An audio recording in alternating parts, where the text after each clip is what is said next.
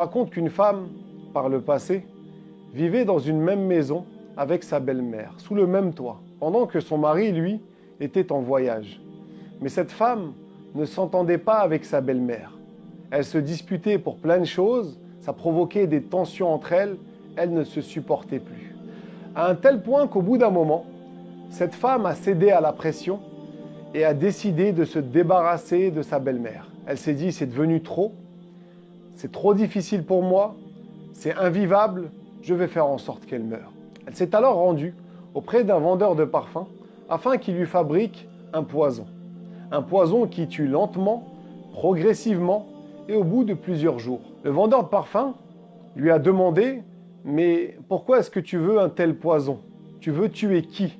Cette femme n'a pas accepté de répondre dans un premier temps, mais lorsqu'il a insisté, elle lui a dit « Je souhaite tuer ma belle-mère. Je vis un calvaire au quotidien avec elle, je vis une situation très difficile, on se dispute quotidiennement, je veux m'en débarrasser pour de bon. » Le vendeur de parfums lui a dit « Mais je ne peux pas t'aider à faire une chose pareille. » Mais lorsqu'elle l'a séduit avec une grosse somme d'argent et qu'elle lui a dit qu'il allait devenir riche et qu'il n'allait plus avoir besoin de travailler, il a accepté et lui a dit « C'est bon, reviens demain. » Le lendemain, cette femme est revenue à lui avec cette grosse somme d'argent et lui avait préparé une petite bouteille remplie. Elle lui a remis cette grosse somme d'argent et en contrepartie, elle a récupéré cette petite bouteille remplie. Le vendeur de parfums lui a dit « Pendant 20 jours, tu mettras une goutte de cette bouteille dans le verre d'eau de ta belle-mère. Et attention, durant cette période, il faut que tu agisses en bien envers elle. Il faut que tu fasses preuve de bonté, d'amour envers elle. Essaye d'être à son service, afin qu'elle accepte de toi de prendre ce verre d'eau et que les gens n'aillent pas t'accuser ou douter de toi lorsqu'elle mourra. » Cette femme est alors rentrée chez elle avec cette petite bouteille et a fait exactement ce que le vendeur de parfums lui avait recommandé. Elle mettait dans le verre d'eau de sa belle-mère une goutte par jour et elle agissait en bien envers elle. Elle était à son service. Elle faisait toutes les tâches ménagères. Elle cuisinait pour elle. Elle passait du temps avec elle, etc. À un tel point que sa belle-mère, qui était âgée à ce moment-là, a été touchée par ce bon comportement et qu'elle s'est mise elle aussi à son tour à agir en bien envers sa belle-fille et à lui donner cette tendresse et cette considération que toute jeune femme mariée espère recevoir de sa belle-mère. Mais la belle-mère, Meskina, ne savait pas que derrière tout ça, il y avait des mauvaises intentions. Et jour après jour, chacune d'entre elles soignait son comportement envers l'autre. Et lorsque la période des 20 jours a touché à sa fin, cette femme s'est rendue compte que la situation avait totalement changé avec sa belle-mère, que cette vie au quotidien était devenue agréable, et plus encore, qu'elle s'était attachée à sa belle-mère, qu'elle éprouvait de l'amour envers elle, et donc elle ne voulait plus la perdre. Elle s'est alors précipitée de se rendre auprès de ce vendeur de parfums avec tous ses bijoux et les richesses qui lui restaient. Elle est rentrée dans sa boutique, les larmes aux yeux.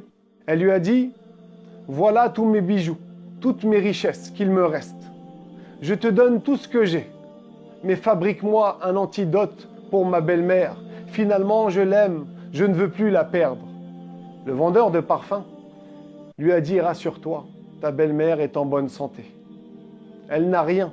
Je t'ai simplement donné de l'eau. Ce n'était pas un poison. » La femme a alors fondu en larmes et elle s'est repentie car elle était tombée dans le péché. Elle avait eu la ferme intention d'assassiner sa belle-mère et elle a remercié le vendeur de parfums.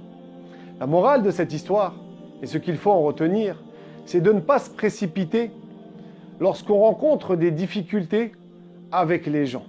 Il y a une phrase en arabe qui dit c'est-à-dire la réflexion conduit au salut et la précipitation conduit au regret. Et malheureusement, beaucoup de gens, lorsque leur relation ne va pas avec quelqu'un, ils s'empressent, ils se précipitent d'agir en mal, au lieu de faire preuve de réflexion. Ils ne savent pas comment améliorer les relations, comment corriger ces problèmes, alors que souvent c'est très facile quand on y met de la volonté. C'est pour ça que certains disent Dans chaque cœur, il y a une clé. Faut-il encore vouloir l'utiliser?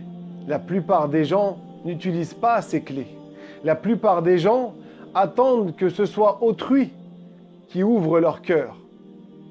Combien de fois on entend que certains amis ou certains couples se disputent pour 3 fois rien, pour des futilités, et ensuite ne se parlent plus pendant de longues années, et des fois même jusqu'à leur mort. Notre religion, l'islam, ne nous apprend pas, ne nous incite pas à répondre au mal par le mal, mais bien au contraire, notre religion nous incite à répondre au mal par le bien, à se maîtriser, à se contenir, à dompter ses réactions lorsque quelqu'un agit en mal envers nous.